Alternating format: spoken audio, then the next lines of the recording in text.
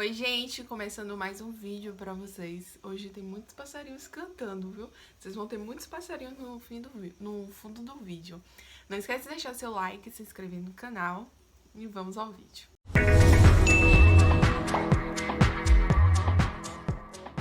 Devocional de hoje, vamos meditar um pouco na história de Maria. Então, quando o anjo ele se apresentou a Maria, ela engravidou e gerou nosso Senhor e Salvador Jesus Cristo. Maria ainda era noiva de José, então quando José descobriu que Maria ela estava grávida, ele intentou deixar ela. É uma história muito conhecida, mas vou dar uma boa de uma resumida aqui. Então o anjo veio a José e disse que o fruto que ela esperava era do Espírito Santo, que não era para ele abandonar ela. Claro, José não abandonou Maria. Maria ela ficou 3 meses na casa de sua prima Isabel.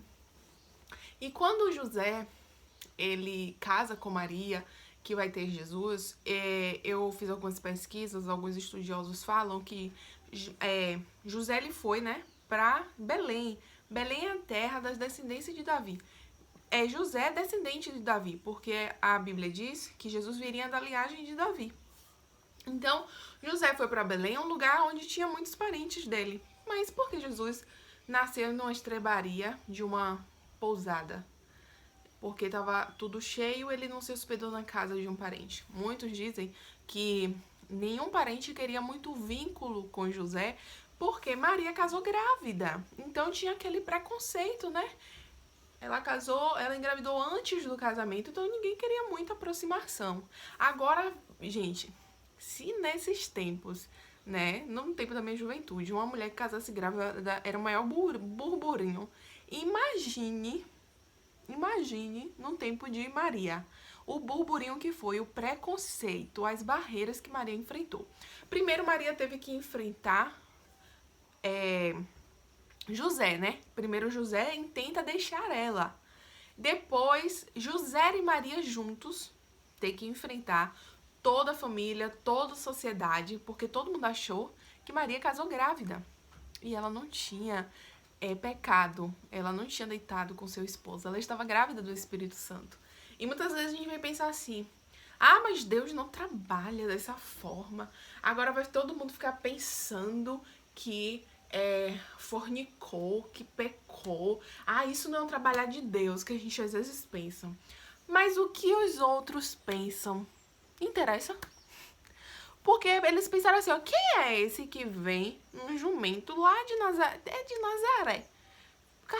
Filho de carpinteiro, se acha o rei, monta no jumento e vem pra cá dizer que é o nosso rei. E aí eles não aceitaram Jesus, por quê? Eles pensavam assim, quem é ele pra dizer que é Jesus? Eles tinham um padrão de rei. Eles esperavam um Cristo, mas o Cristo que veio não se encaixava dentro do padrão. Então as pessoas falavam, ele não é o Cristo, e não aceitaram.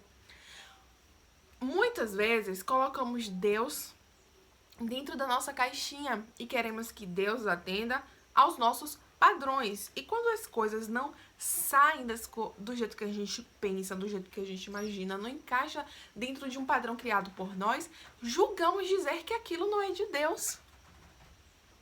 E aí a gente fica conjecturando coisas e às vezes dando ouvido ao que as pessoas vão falar. Mas o que as pessoas falam, dentro desse contexto, não interessa, porque as pessoas sempre vão falar. Falaram de Jesus e ele não era o rei, porque não cabia dentro de um padrão criado pela sociedade. Então, o que as pessoas falavam? Não aceitavam Maria porque ela casou grávida. E qual era a verdade? Ela casou grávida, mas não de José, mas era do Espírito Santo de Deus. E quando Maria ela recebe o Espírito, ela recebe a promessa, olha, você vai gerar. Ela pergunta assim, como se dará isso? É como se Maria perguntasse, o que eu preciso fazer para que isso aconteça? O Espírito disse, Maria, o anjo disse a Maria, Maria, você não precisa fazer nada, o Espírito vai descer sobre ti. Muitas vezes recebemos a promessa e a primeira coisa que a gente quer saber é o que a gente precisa fazer. Mas quando se trata da promessa de Deus, a gente não tem que fazer nada. É o Senhor que fará.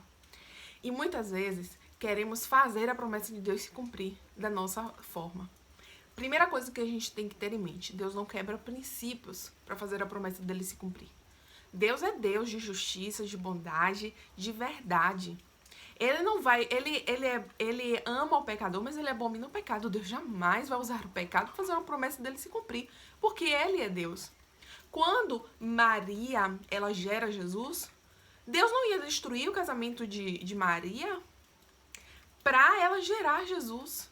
Era necessário que José ficasse com Maria, até porque José que era da linhagem de Davi, não Maria.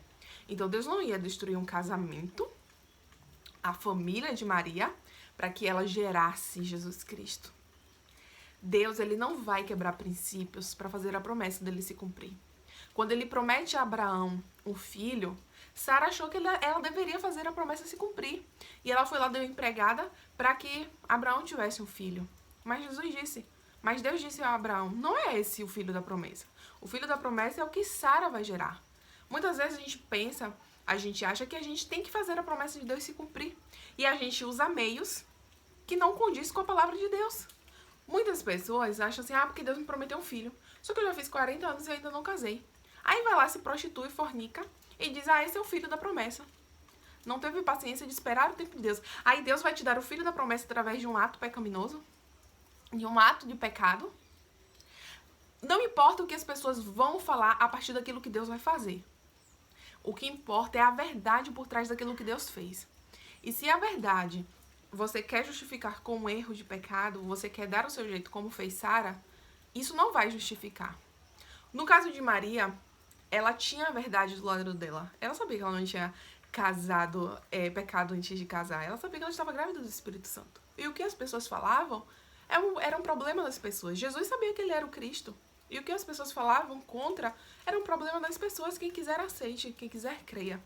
Agora, você querer justificar o cumprimento da promessa de Deus através de um ato de pecado, porque você quis dar o seu jeito, assim como Sara, aí sim as pessoas vão ter o que falar. Porque tem gente que acha que vai construir um casamento em cima porque Deus me prometeu aquele homem, só que ele casou e constituiu uma família. Mas Deus prometeu a mim. Aí Deus vai destruir uma família para estabelecer outra para você, linda. Esse não é o Deus que a gente serve. Esse não é o Deus que a gente... E depois a gente quer que as pessoas aceitem aquilo. Aí, o que as pessoas falam não interessa. O que importa é que Deus cumpriu. Deus cumpriu. Deus cumpriu. Deus disse o que para Sara? Esse não é o filho da promessa. O filho da promessa é Isaac. Quem vai gerar é Sara. Não importa o tempo que vai levar. Temos que estar dispostos a esperar o tempo de Deus. E entender que Deus não quebra princípios para nos abençoar. Deus não vai querer quebrar o princípio da verdade. Deus não vai quebrar o princípio da obediência para fazer a promessa dele se cumprir. Que Deus é esse? Mas também a gente precisa entender que Deus, ele não cabe dentro da nossa caixinha. Deus muitas vezes não vai fazer as coisas da forma que a gente quer. Às vezes a gente coloca as coisas na nossa cabeça e acha que vem de Deus. E não é. Às vezes são padrões que nós criamos e queremos que Deus atenda a esses padrões. Eu queria que Deus fizesse dessa forma. Mas Deus tem uma outra forma de fazer. E aí, quando Deus faz de uma outra forma, a gente pensa assim: não foi Deus que fez, porque Deus não agiria dessa forma, porque Deus não usaria fulano. Porque quem ele acha que ele é para ser usado por Deus? Quem você acha que você é para dizer quem Deus vai ou quem Deus não vai usar? Muitas vezes a gente acha que Deus, para usar uma pessoa, a pessoa tem que cair nos padrões, tem que encaixar dentro dos padrões que nós criamos. Mas Deus, gente, Deus é infinito. Deus não cabe dentro da nossa caixinha.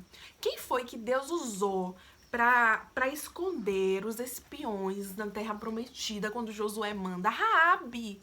Quem era Raabe? Raabe era uma prostituta e Deus quis usar uma prostituta. E Raabe depois foi mãe de Boaz. Boaz é bisavô de Davi. De Raabe veio a descendência de Jesus Cristo, que era Raabe, uma prostituta.